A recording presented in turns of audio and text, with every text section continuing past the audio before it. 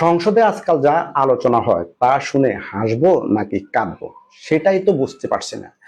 বিরোধী দলের নাকি চাই নতুন পর্দা, মাইক্রোওয়েভ ওভেন। আচ্ছা ভালো কথা, লন্ড্রি আর অন্যান্য আনুষঙ্গিক খরচের জন্য বরাদ্দ 7,500 টাকা, কিন্তু তাতেও নাকি হচ্ছে না। সাথে চাই একটা নতুন চকচকে ওয়াশিং মেশিন। ফ্ল্যাট বাড়ি পেয়ে গেছেন, 4 চাকার গাড়ি তো অফিস থেকেই নিয়েছেন।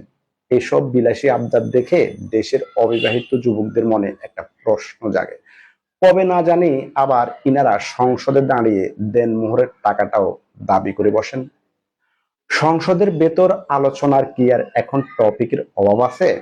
এখন সবচেয়ে বড় আলোচনার বিষয় হলো মামুনুল হক সাহেবের বিয়ে। তিনি কবে আবার মুতা বিয়ে করবেন?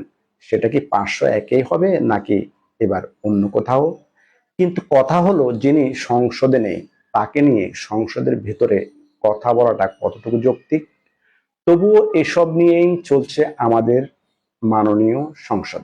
দেশের আসল সমস্যা বাদ দিয়ে আলোচনা গিয়ে ঠেকছে মুতা বিবাহ আর মহিলাদের বোরকা নিয়ে। বাহ, ভুলভ্রান্তির তো একটা সীমা থাকে, তাই না?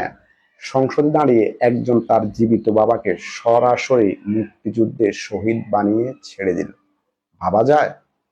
আবার সেটাকে সংসদে দাঁড়িয়ে দাবি করা হচ্ছে এটা নাকি একটা মিরাকল, অলৌকিক ঘটনা। আমরা তো এতদিন টেলিভিশনের পর্দায় মিরাক্কেল কমেডি শো দেখতাম, আর এখন দেশের সর্বোচ্চ নীতি নির্ধারণী জায়গায় প্রতিদিন লাইভ মিরাক্কেল দেখছি। তো ভাইরা, জনগণের করের টাকা নির্মিত এই লাইভ মিরাক্কেল আপনাদের কেমন লাগছে? কমেন্টে জানালে একটু খুশি হতাম। ধন্যবাদ।